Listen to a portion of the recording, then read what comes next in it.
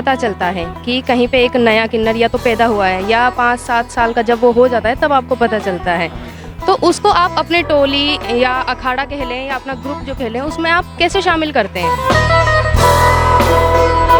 पूरा इंडिया का किन्नर होता है, वहाँ हम उसके चेला करते हैं, या तो कोई हमको आके खुद दे जाता है कि ये बच्चा लो आप और चुपचाप रख लो। बस्ती के जुजमान आ जाते हैं और उनको फूलों में सजा के ले जाते हैं। डुप्लीकेट लोग आते हैं, वो इनको बदनाम करते हैं हमारे किन्नर समाज को, कि भगवान हारी बीमारी नहीं आवे, जो ये कोरोना का कष्ट चल रहा परमात्मा इसको भारत से हटा दे बिल्कुल।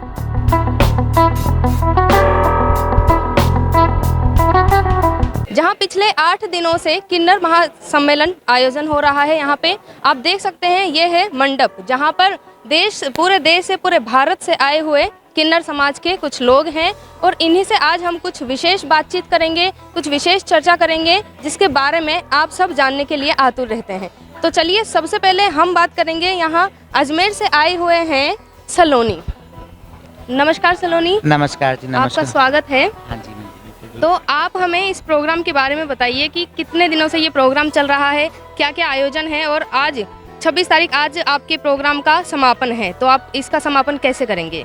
हमारा ये प्रोग्राम चल रहा है, आज 17 तारीख से हमारा प्रोग्राम चल रहा है बगरू के अंदर। जो बगरू के गद्दीपति हैं नूरी बाई, ये हमारे बेटे हैं नूरी बाई जी, ये हमारे गद्दीपति हैं बगरू के, ये लोग इनका आयोजन करा रहे हैं। हमारा सम्मेलन चलता है 8-10 दिन का चलता है, ये हर शहर में होते हैं।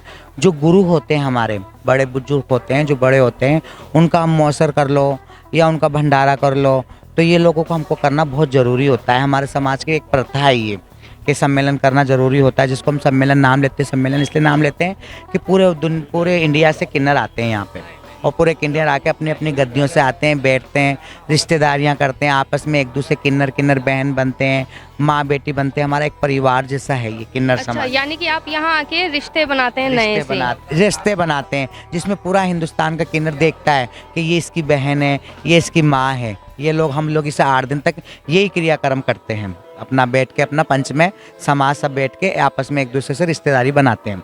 और आज का जो हमारा 26 जनवरी, आज का जो हमारा प्रोग्राम है, आज समाप्ति है, आज से ख़त्म हो जाएगा रात को। तो आज 26 जनवरी के दिन हमने जुलूस निकाला है, वो फूल पत्ती बोलते हैं जिसको हम, वो गंगा जल लेके पूरे शहर में घूमेंगे हम। जो हम जजमानों से बधाई लेते हैं, नाच गा के जो हम बधाई लेते हैं, उस पैसे को हम इकट्ठा करते हैं और जजमान के लिए, हमारे जो जजमान रहते हैं, जो हमको पैसा देते हैं, जिस इलाके के हम हिजड़े होते हैं, किन्नर होते हैं, उनके लिए हम प्रार्थना करते हैं, दुआ करते हैं कि हमारा शहर में अमन चैन बनी रहे, हमारा जजमान फले फूले, हमारे शहर की तरक्की हो, हमारे जिस एरिया में हम मांगते हैं उसकी तरक्की हो, और जजमान फले फूले, जजमान में खुशियाँ आए तो हमको भी हमारा पेट भरे। तो हम ये सम्मेलन हमको एक बार करवाना ज़रूरी होता है। चलिए, ये तो हो गई सम्मेलन के बारे में कुछ बातचीत। तो कुछ लोग हैं जो ये भी जानना चाहते हैं कि ये जो एक महासम्मेलन है, इसके अलावा आपके और कौन कौन से त्यौहार होते हैं? जैसे मानिए दिवाली है, राखी है, इनके अलावा आपके समाज में और कुछ स्पेशल कोई त्यौहार क्या मनाते हैं आप? हम लोगों के में देखो, त्यौहार तो हम सबको मानते हैं, हम सब धर्म को आदर करते हैं, सब धर्म का हम सम्मान करते हैं, क्योंकि हम किन्नर हैं, है ना। किन्नर हम हैं तो हम लोग सब धर्म को मानते हैं, सबको अपनाते हैं।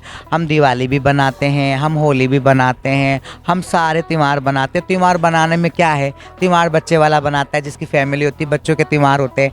हम लोग तो आपस में एक दूसरे से आशीर्वाद ले लेते हैं, मिल लेते जुल लेते, वो हमारा त्यौहार हो जाता है। तो यानी कि कोई अलग से और कोई आपका स्पेशल त्यौहार नहीं है? हमारा कोई स्पेशल डे नहीं होता है जिसमें हमको त्यौहार बनाना होता है, ये कोई स्पेशल डे नहीं होता हमारा। जब आपके वर्ग में जब किसी की डेथ होती है, किसी का अंतिम संस्कार जो है, वो आप कैसे करते हैं, क्या उनकी परंपराएं रहती हैं? जी, वो जैसे हमारी परंपरा ऐसी रहती है कि जैसे इसमें 2 संस्कार होते हैं हमारे। जैसे बहुत से लोग हाजी लोग होते हैं तो उनको दफनाया जाता है बेकायदा, और जैसे कोई अपने हाजी लोग नहीं होते, उनको जैसे अपने हिंदुओं में संस्कार होता है, जैसे समाधि दी जाती है फूलों से, जैसे संत महात्मा को समाधि देते हैं, ऐसे समाधि दी जाती है, ठीक है ना। और इसमें कोई वो नहीं है कि आप रात को ले जाओ, दिन को ले जाओ, नहीं, बस्ती के जुजमान आ जाते हैं और उनको फूलों में सजा के ले जाते हैं। जिस गली में रहते हैं तो बस्ती वाले माँ बाप ही होते हैं, तो वो सारे बस्ती वाले ही करते हैं, कोई किन्नर नहीं करते हैं इसमें। ठीक है ना। जैसे आपका घर में हो जाने से पड़ोस आते, जैसे हमारे बस्ती वाले आते हैं सारे, और हम बस्ती को ही समझते हैं, जो अच्छा बुरा जो भी खाना पीना मौज जिंदगी सब बस्ती के पीछे है हमारी।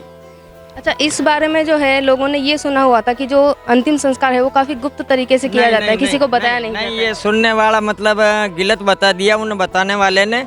नहीं है, ऐसा कोई बात नहीं है, उसमें कोई फर्क नहीं है। जैसे किसी को नहीं दफनाएंगे उनको समाधि देंगे, समाधि बोली जाती है इसमें, है ना। जैसे ये भगवान परंपरा की रीत चली थी, जब से भगवान पैदा हुए, भगवान कृष्ण का अवतार में जैसे भगवान की बधाई ली, जब से मतलब किन्नर समाज से यही किया जाता है। जैसे अभी तो आजकल तो डुप्लीकेट बहुत हो गए हैं, तो हमारा नाम से ट्रेन ही मांगते हैं, बत्ती मांगने लग जाते हैं, हर जगह जुजमानों से भी बदतमीजी करते हैं।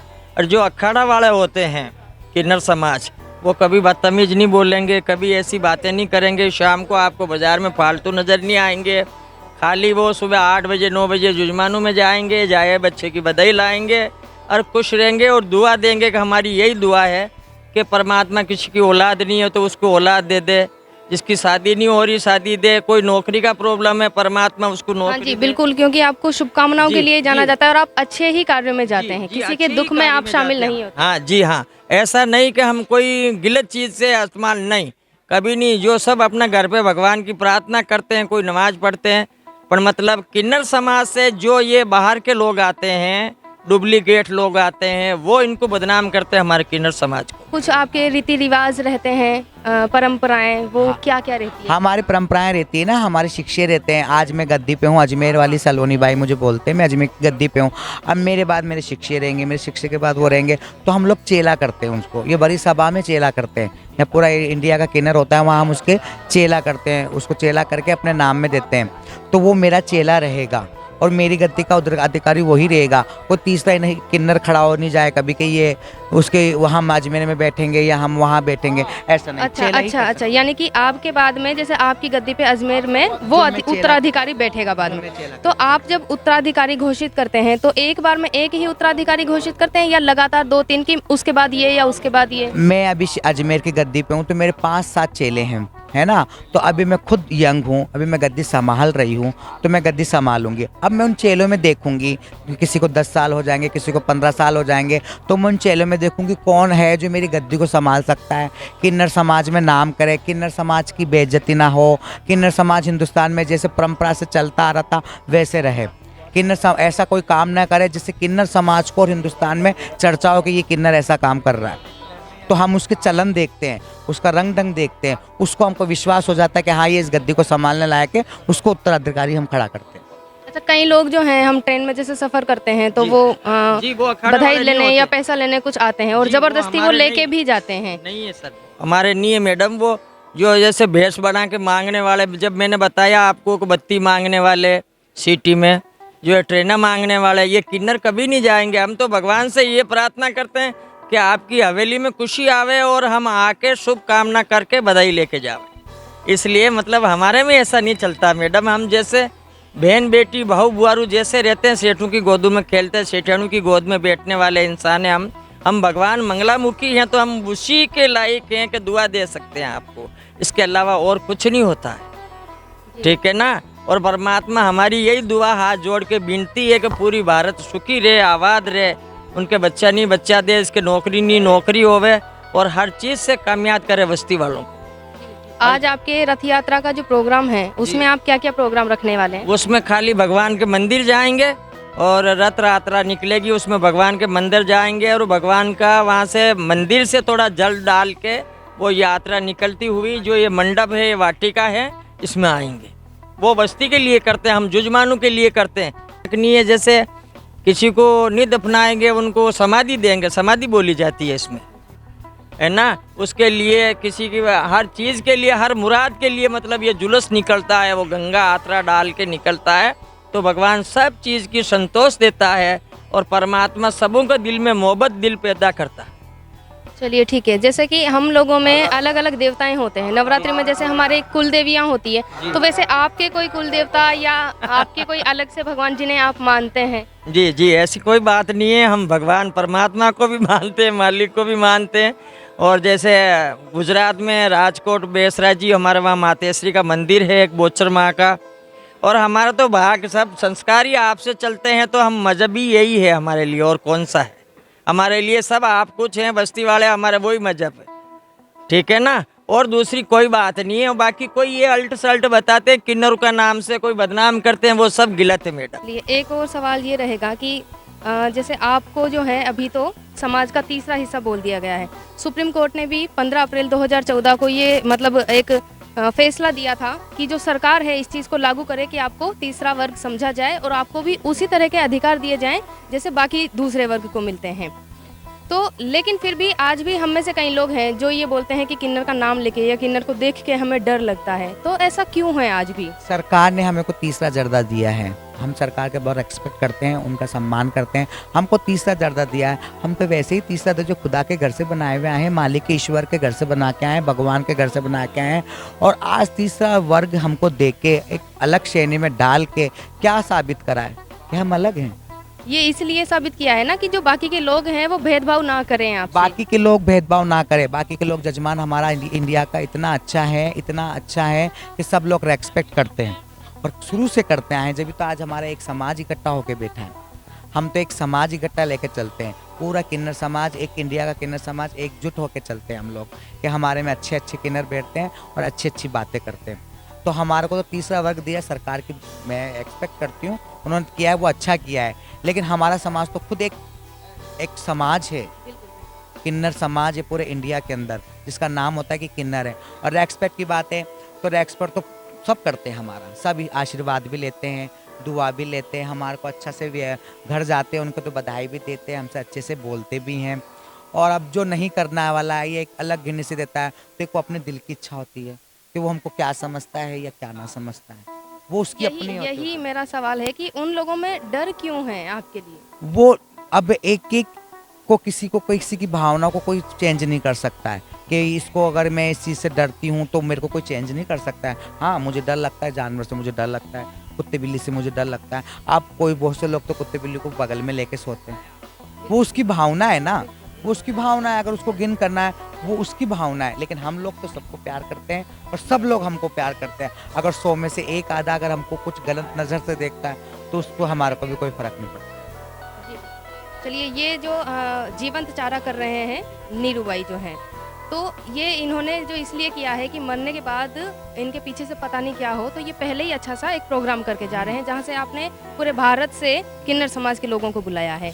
तो जब आपके लोगों में, आपके वर्ग में जब किसी की डेथ होती है, जब किसी की मौत होती है, तो उसके बाद में आपकी क्या परंपराएं रहती है, आप क्या करते हैं? हमारे में देखो जो किसी की डेथ होती है तो पूरा समाज इकट्ठा होता है ना, उसका जो क्रियाक्रम होना होता है, जो दुनिया में सबके क्रियाक्रम होते हैं वही हमारे क्रियाक्रम होते हैं। ऐसा कोई गलत क्रियाक्रम नहीं होता कि मारते ले जाते ये करते ले जाते, सब एक गलत भावना है और गलत मैसेज है पब्लिक में। तो मैं इस चीज़ को गलत कहना चाहूँगी, गलत है ये सब। हमारे में जैसे परंपरा में होती है, मिट्टी जिसकी जैसी लगती है उसको हम वैसे ही लगाते हैं, उसको इज्जत से, जैसे भगवान ने हमको इस दुनिया में लाया है तो उसकी वैसी इज्जत से भगवान को उसका अर्पण करते हैं। अच्छा, दाह संस्कार करते हैं या दफन किया जाता है? अब दाह संस्कार भी करते हैं हम लोग और दफन भी करते हैं, क्योंकि हम लोग एक किन्नर समाज है। किसी के घर में कोई बच्चा पैदा होता है वो धर्म लेके पैदा नहीं होता है कि मैं ना हिंदू के घर में पैदा होऊंगा या मैं मुसलमान के घर में पैदा होऊंगा, उसकी चॉइस नहीं होती है। वो दुनिया में आने के बाद उसको सिखाया जाता है कि वो कौन से धर्म से बिलोंग करते हैं, उनके माँ बाप कौन से धर्म से बिलोंग करते हैं। तो जिसकी जैसी भावना होती है, हम सब धर्म को मानते हैं।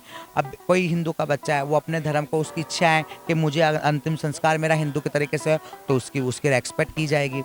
कोई अगर मुसलमान का बच्चा है और कोई किन्नर है, वो अगर वो कहना चाहता है कि मेरे को ना जो दाह संस्कार करो या मुझे कब्र में जैसे उतारते हैं वैसे उतारो, तो चॉइस है धर्म में। अच्छा, वो आपको पहले बोल के जाते हैं यानी कि? हाँ, आज मैं हूँ, आज मैं जवान हूँ, अब मेरी क्या इच्छा है, मैं आज सक्षम हो चुकी हूँ। 40 साल मेरी उम्र है, तो इंसान 50 साल में, 60 साल में बाद आने के बाद उसको खुद को पता था कि मुझे मौत निश्चित है, तो वो अपने आप में बता देगा। कौन जवानी में बच्चा तो कोई बताएगा नहीं कि मुझे क्या करना है, तो ये चीज़ है। चलिए जी, धन्यवाद। तो ये थी कुछ खास बातें जो हमने अजमेर की सलोनी बाई से की हैं। तो किन्नर की विशेष चर्चाएं आज हमने की है इस प्रोग्राम में। यहाँ है महासम्मेलन और रथ यात्रा के साथ में इस कार्यक्रम का समापन हो रहा है। तो अभी के लिए इतना ही। आप बने रहिए दी आवाज़ सच बेधड़क के साथ। अगर आपको ये वीडियो पसंद आई हो तो हमारे चैनल को लाइक, शेयर एंड सब्सक्राइब करें और बेल आइकन दबाना ना भूलें ताकि आपको लेटेस्ट अपडेट मिलती रहे।